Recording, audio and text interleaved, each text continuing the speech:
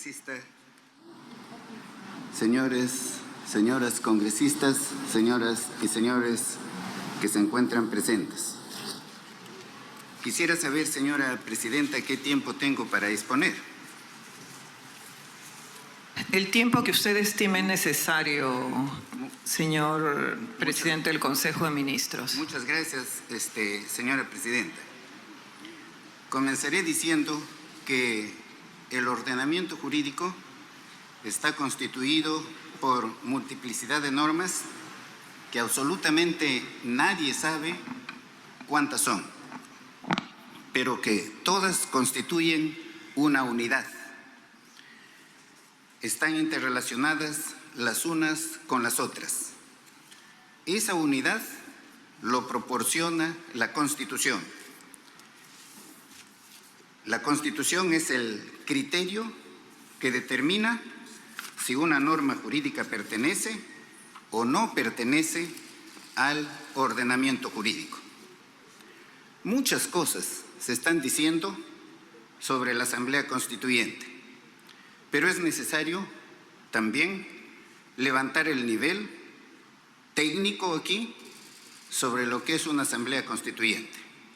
Entonces me voy a permitir leer un párrafo del autor de esta teoría de la Asamblea Constituyente, que se encuentra consagrada ahora en todas las constituciones que señalan que la Constitución es la ley fundamental. Fundamental quiere decir que fundamenta, sustenta a todas las normas del ordenamiento jurídico. Se trate de una ley, de una ordenanza municipal, de un decreto de urgencia, de un decreto legislativo, de un contrato, de un testamento, de una sentencia, de un laudo arbitral, etcétera, etcétera, etcétera. No hay norma que pueda estar fuera del marco constitucional. Ninguna de esas normas, como nuestra propia Constitución dice, puede violarla ni por la forma ni por el fondo. ¿Qué dice Kelsen al respecto? ¿No?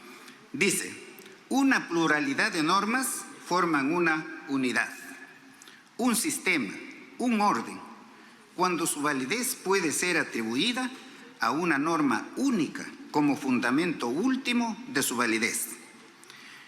En cuanto fuente común, esta norma fundamental constituye la unidad en la pluralidad de todas las normas que integran un orden.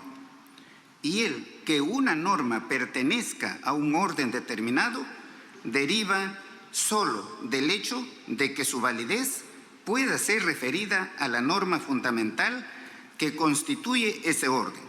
La norma fundamental de un orden jurídico positivo es la regla fundamental de acuerdo con la cual son producidas las normas del orden jurídico. De esta norma fundamental no se puede deducir lógicamente las normas singulares del sistema jurídico. Tienen que ser producidas por un acto especial de institución que no es acto intelectual, sino de voluntad. Si acaso se pregunta por qué razón determinado acto coactivo, como el hecho de que un hombre prive a otro de la libertad encerrándolo en la cárcel, es un acto jurídico y pertenece, por tanto, a determinado orden jurídico, sigue como respuesta porque ese acto fue prescrito por una norma individual determinada, por una sentencia. Si se pregunta luego, ¿por qué vale esta norma individual y justamente como parte constitutiva de un orden jurídico bien determinado? He aquí la respuesta, que recibe porque fue dispuesto de conformidad con el Código Penal. Y si se pregunta, ¿por qué fundamento de validez de Código Penal se viene a parar a la Constitución del Estado con arreglo a cuyas prescripciones fue creado el Código Penal por el órgano competente para ello, en un procedimiento prescrito en la Constitución sobre la que descansan todas las leyes y los actos verificados sobre la base de las leyes? Se llega tal vez a la Constitución más antigua, y así, por último, a la primera Constitución histórica, que fue promulgada por algún usurpador o por un colegio constituido en la forma que fuere.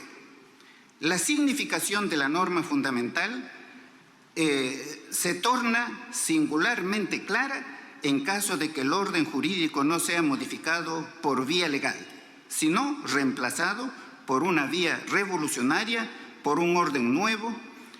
En un Estado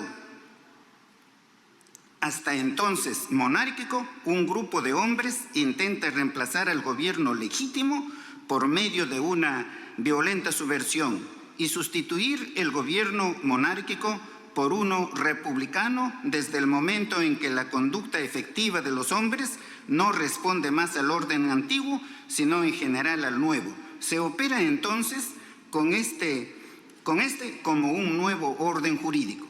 Se presupone una nueva norma fundamental, ya no aquella que delega en un monarca la autoridad institutora del derecho, sino aquella otra que delega esa autoridad en el gobierno revolucionario.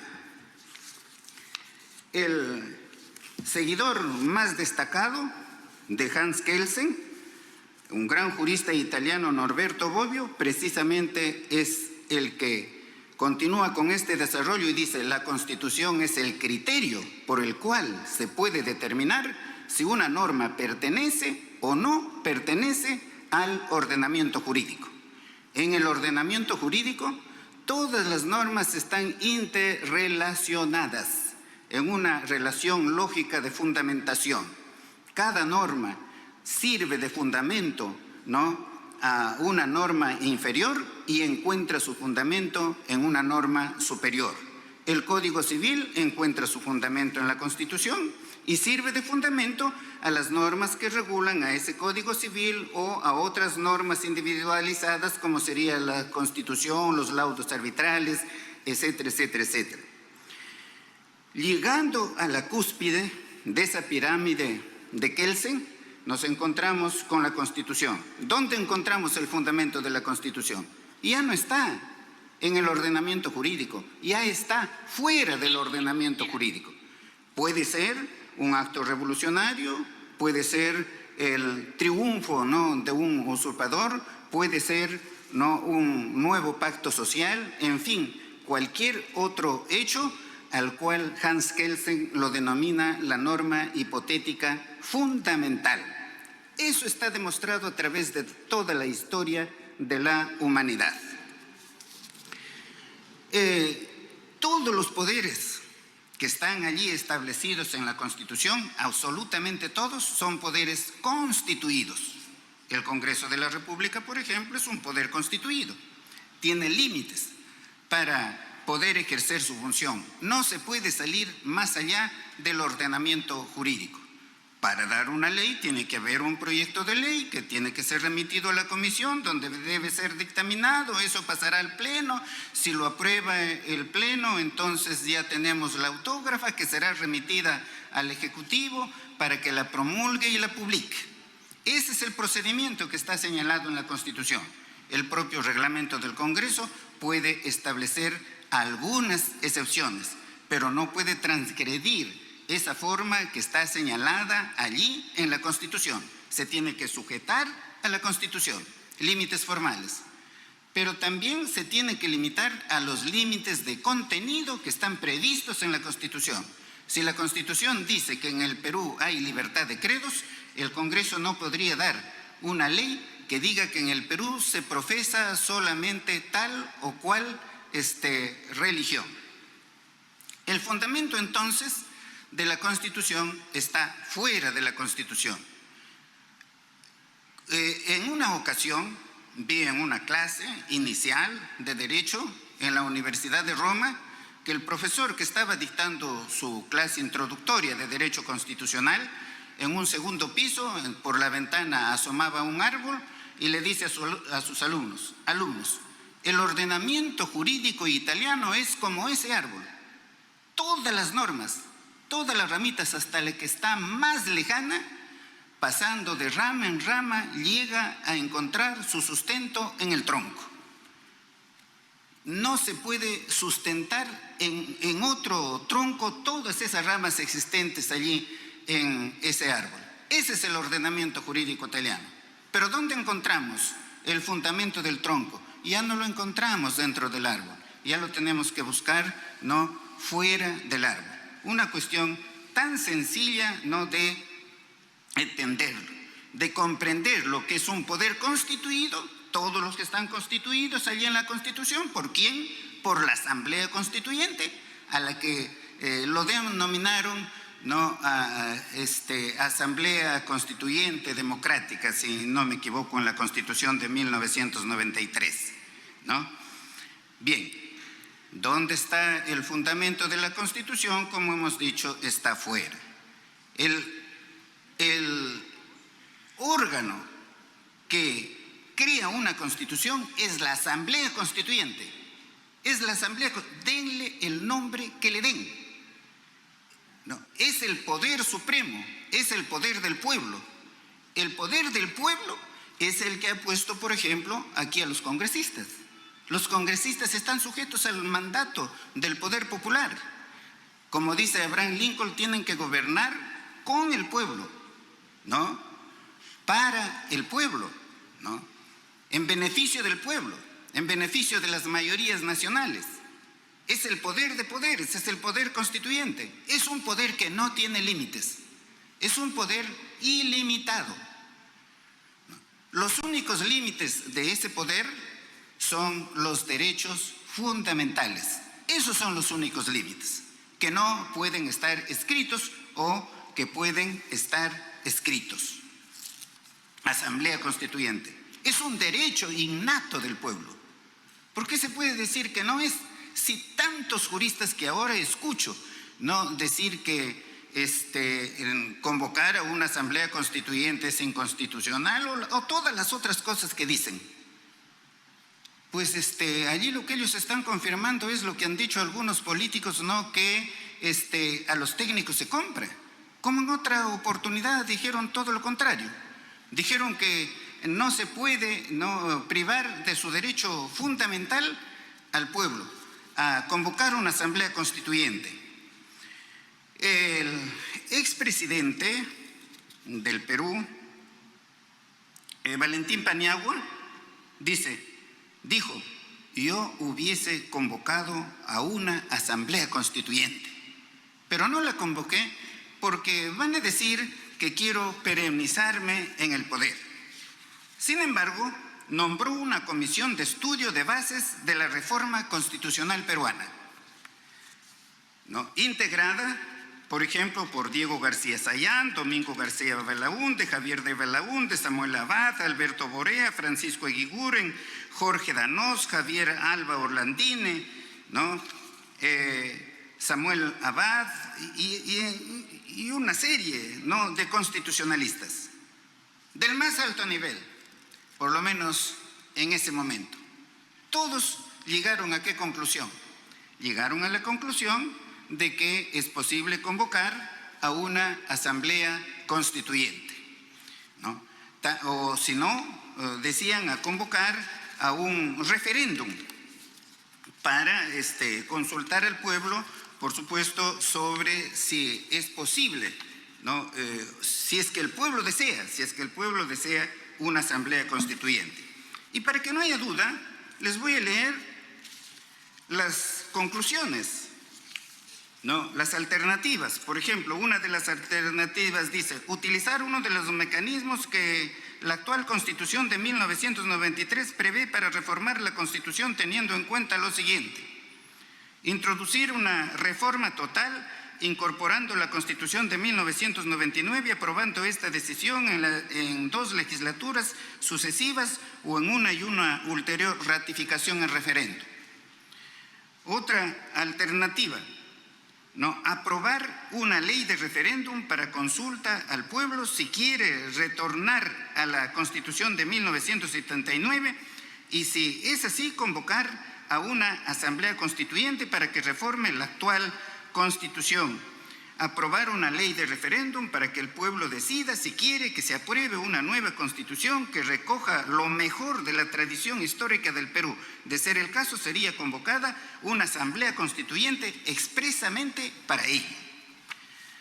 ¿Qué dice Valle Riestra? Valle Riestra dice: una asamblea constituyente es omnímoda, ilimitada, plenipotenciaria, imprescriptible, no tiene más fronteras que los derechos humanos escritos y no escritos. Y sigue desarrollando el tema hasta llegar a la Constitución francesa.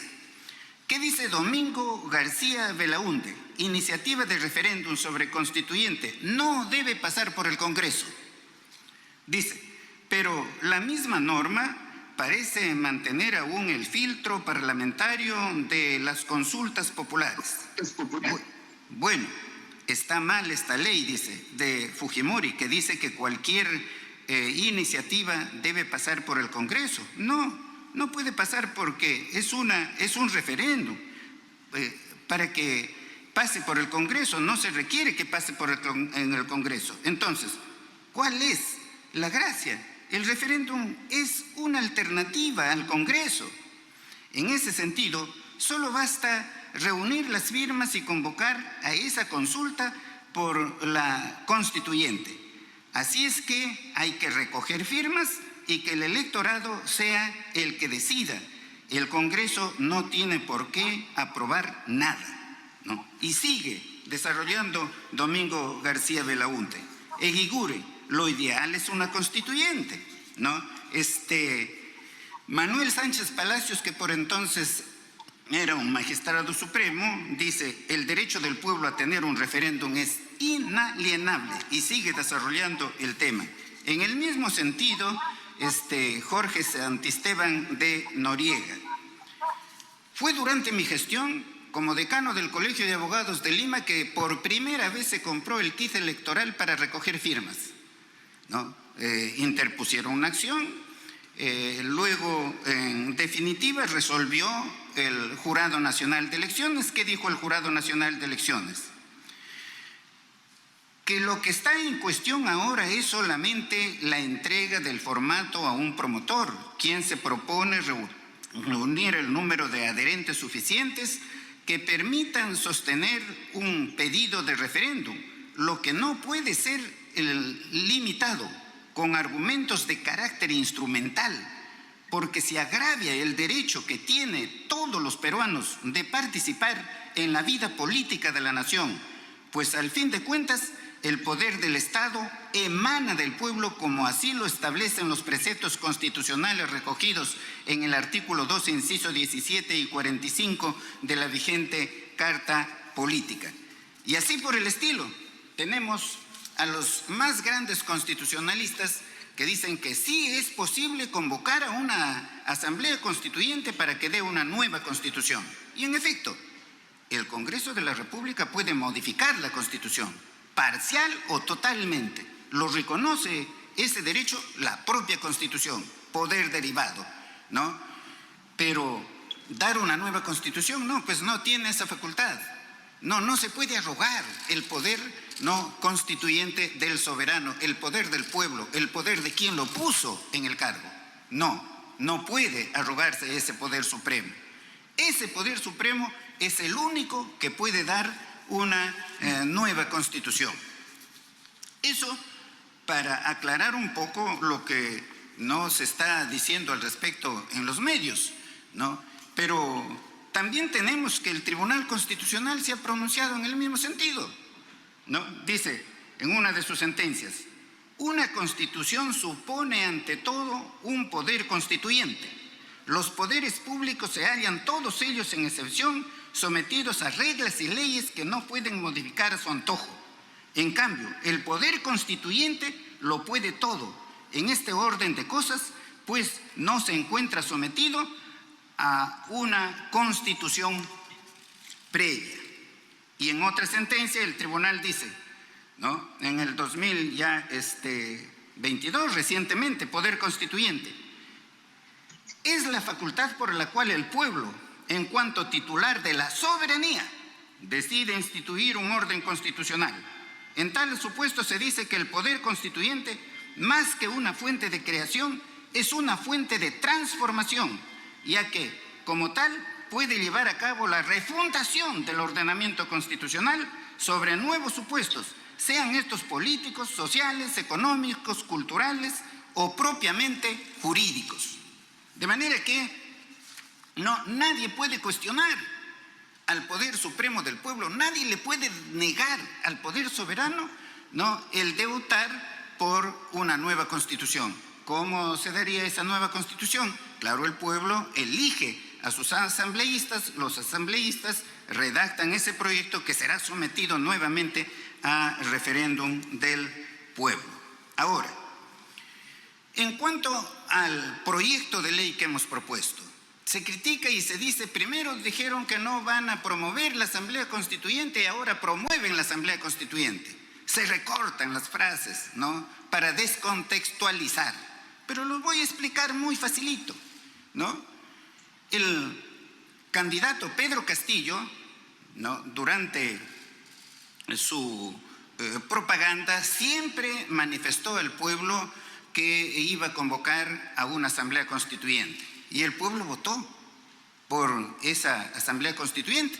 Pero en cuanto jura como presidente, conversamos con el presidente, y llegamos a esta conclusión. Ahora no puedes cumplir con esa promesa porque has prometido, al pueblo una Asamblea Constituyente, pero ahora no eres presidente solamente de los que quieren la Asamblea Constituyente, solamente de los que votaron por usted, sino es también presidente de los que no votaron por usted, de los que no están de acuerdo con la Asamblea Constituyente. Eso es lo que se estaba haciendo permanentemente, no se estaba promoviendo la Asamblea Constituyente. Pero luego se inician estos consejos descentralizados, estos consejos de ministros descentralizados. Y llegamos a cualquier lugar, y lo primero que pide la gente es, en primer lugar dice, cierren el Congreso. Y en segundo lugar dice, Asamblea Constituyente, cumplan con su promesa, convoquen a una Asamblea Constituyente. Muy bien, cierren el Congreso. Ustedes saben, a todo el Perú le consta que el Ejecutivo no ha dado la menor señal de querer cerrar el Congreso.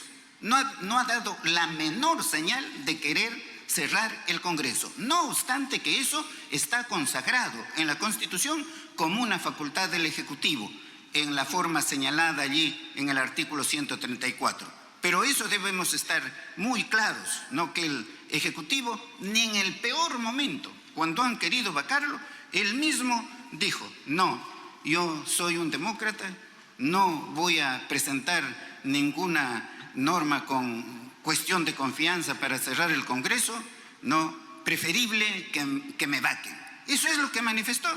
No ha habido nada de eso. De manera el que diga que quiere cerrar el Congreso es absolutamente falso. Y se habla con la verdad y se habla con pruebas, como siempre lo he manifestado. Frente a estas peticiones de la población, que son consejos en donde el pueblo participa en el debate para dar las leyes, para dar las soluciones a los problemas que se presentan allí y también participa en la toma de decisiones, teníamos ya que atender a esta petición de la Asamblea Constituyente.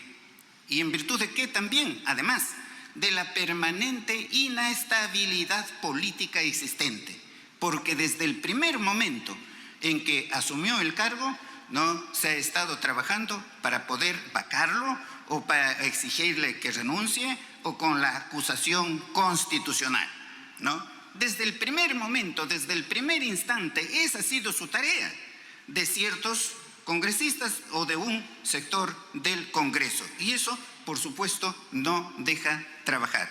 Entonces, se ha atendido esa petición y se ha presentado el proyecto. ¿Qué se persigue con este proyecto?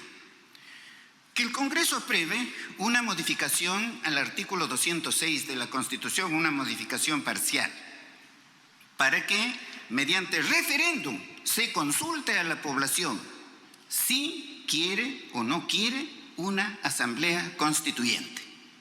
Y si quiere una asamblea constituyente, para que se vaya a la elección de los integrantes de esta comisión, o digo, de esta asamblea constituyente, y a fin de que redacten la Constitución. Y una vez redactada la Constitución, nuevamente irá a un segundo referéndum para que el pueblo lo apruebe o lo desapruebe. Si lo aprueba, entonces rige la nueva Constitución y ya deja de regir la Constitución de 1993. Pero, sin embargo, vienen pues las argumentaciones. Lo que quiere es, con una asamblea constituyente, perennizarse en el poder. Pedro Castillo ni los ministros van a participar en la redacción de la nueva Constitución. No, van a ser los miembros de esta asamblea constituyente, elegidos. ¿Elegidos por quién? Elegidos por el pueblo, ¿no? Luego se dice que incluso sería una asamblea corporativa, que les desagrada que participen todos los peruanos.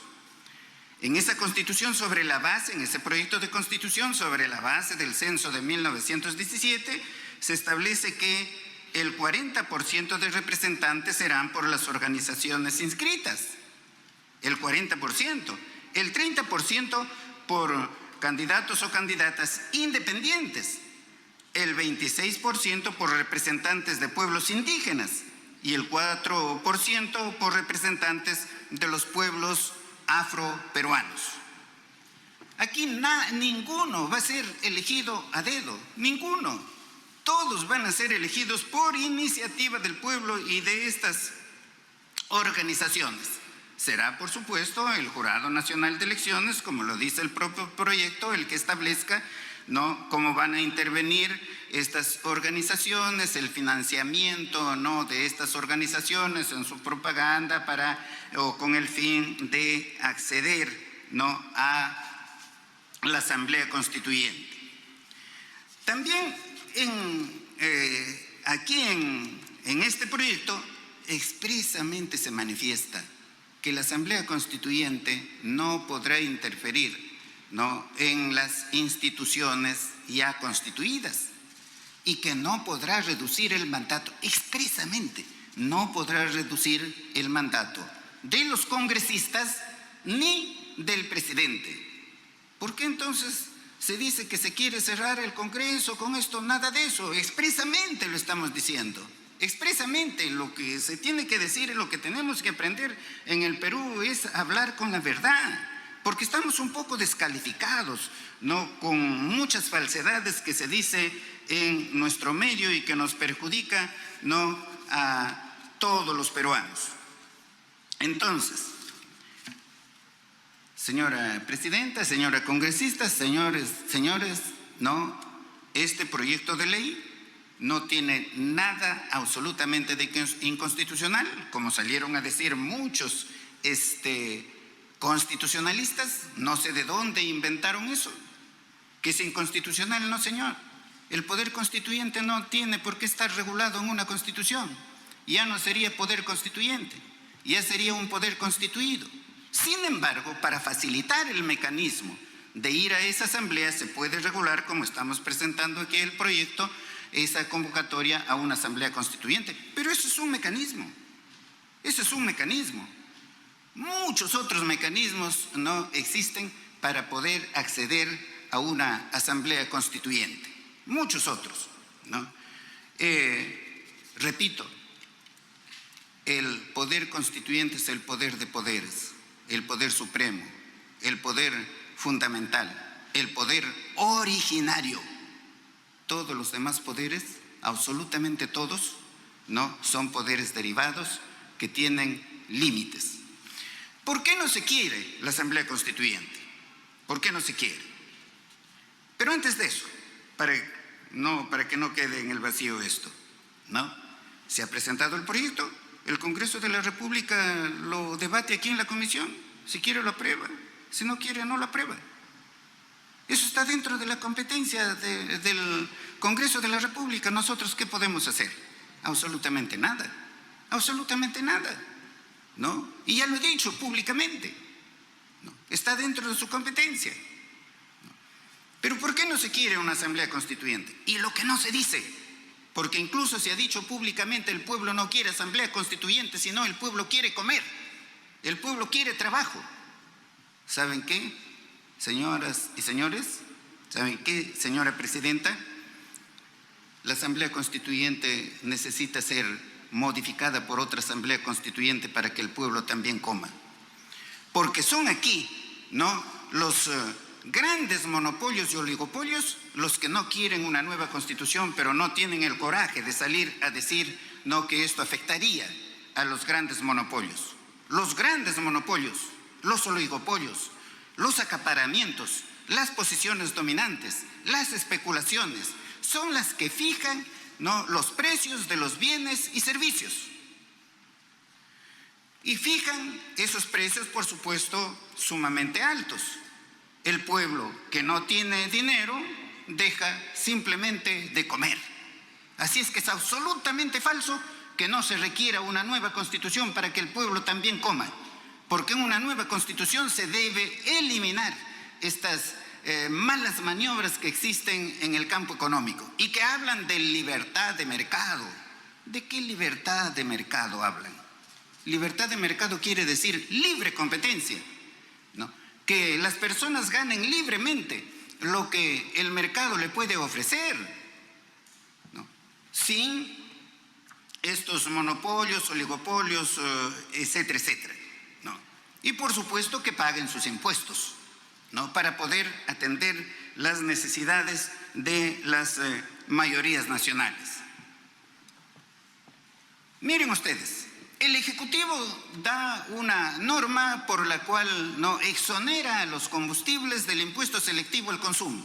¿Qué hacen los monopolios de los grifos?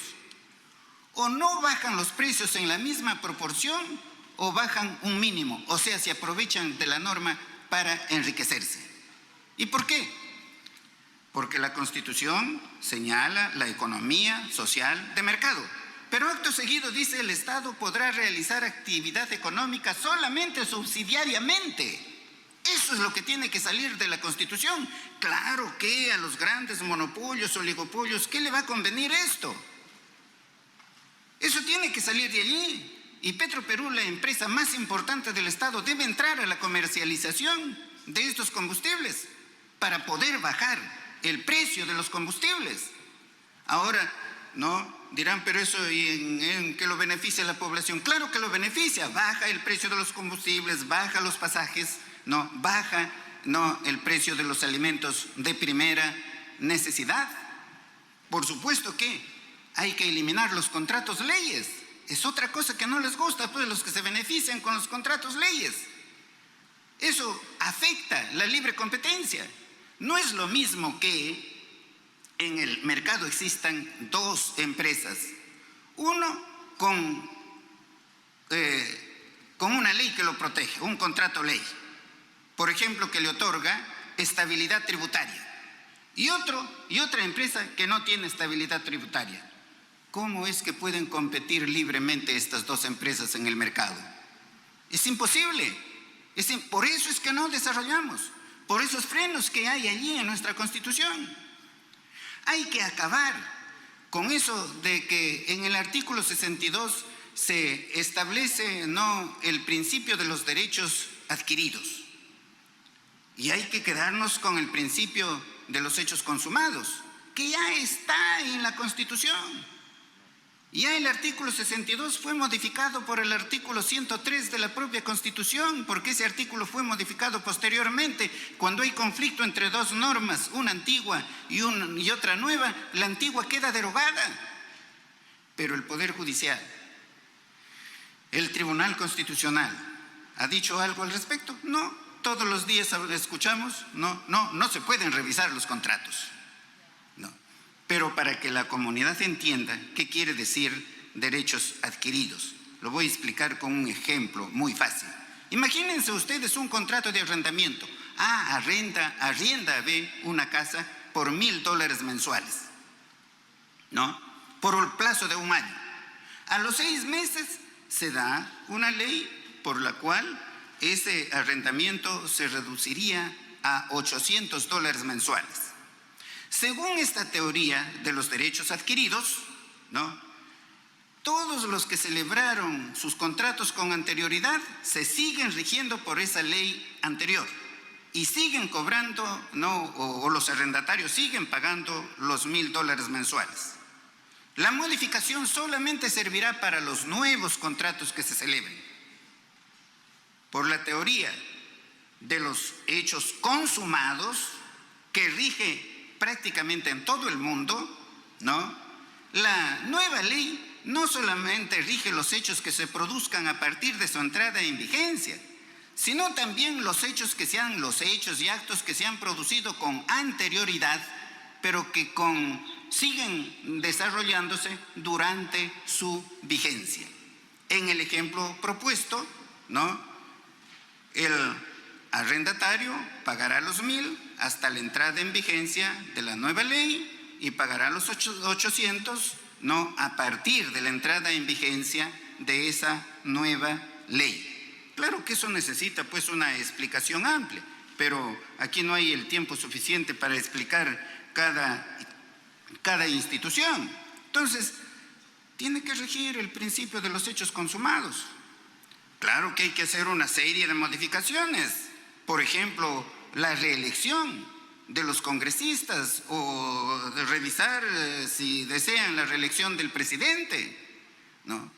Si se mantiene la estabilidad de los congresistas durante los 5 años o si son renovados por tercios o por mitades a la mitad de su mandato, ¿no? Si se conserva la obligatoriedad del voto o se establece el voto facultativo y una serie de modificaciones que se harían. Si se mantiene la regionalización, ¿qué regionalización es la que tenemos? Es una departamentalización. Sería mejor ir, por supuesto, a construir las grandes macroregiones, que sería mucho más útil.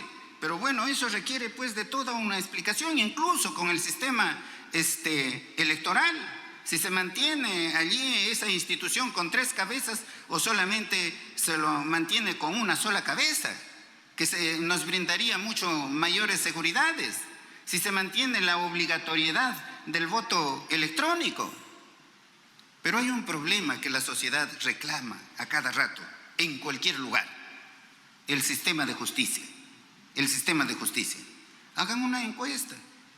¿Cómo está nuestro sistema de justicia? ¿Qué predictibilidad hay allí? No, absolutamente nada.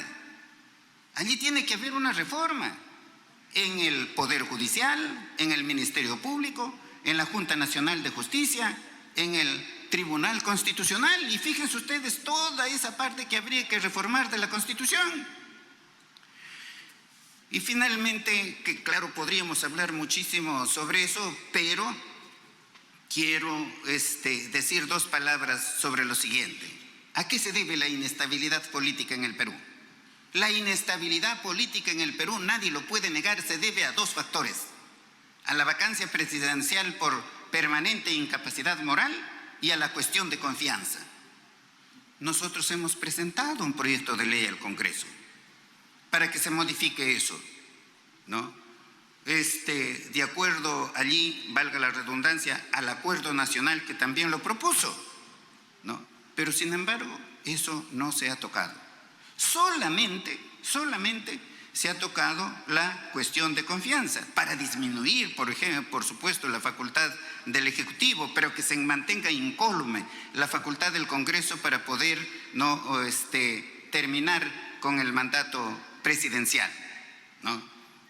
No está bien, no resulta lógico frente a la comunidad internacional que salgan algunos constitucionalistas, a veces por su inexperiencia, que creen que porque se han aprendido alguito de memoria ya saben derecho constitucional, y decir no, hay que eliminar totalmente la cuestión de confianza y hay que dejar vigente la vacancia presidencial por permanente incapacidad moral. Suena ya más o menos a una tiranía, ¿no? A una tiranía, a destrozar el equilibrio de poderes. Pero en fin, en nuestro país todo puede pasar, ¿no? Todo puede pasar.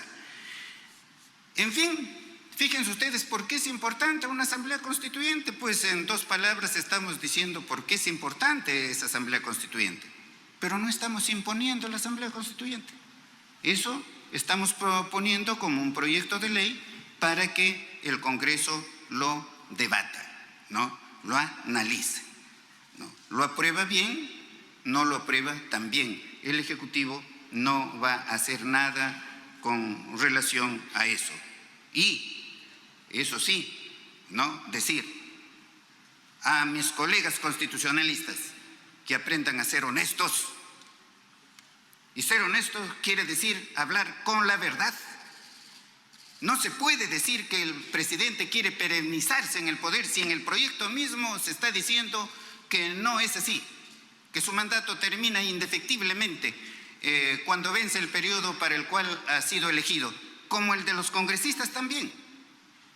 No se puede decir que el Ejecutivo va a señalar a dedo, ¿no?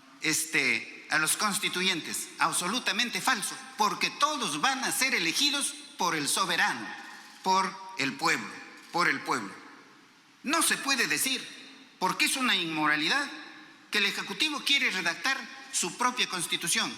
El Ejecutivo no va a redactar una sola letra de esa Constitución. Va a redactar esa Constitución la Asamblea Constituyente. Y esa Constitución redactada por la Asamblea Constituyente va a ser sometida a la decisión del pueblo mediante referéndum para que lo apruebe o lo desapruebe. Solamente si lo aprueba tendremos nueva Constitución. En caso contrario, no hay nueva Constitución. Sigue rigiendo la Constitución de 1993. Muchas gracias, señora Presidenta. Muchas gracias a todos.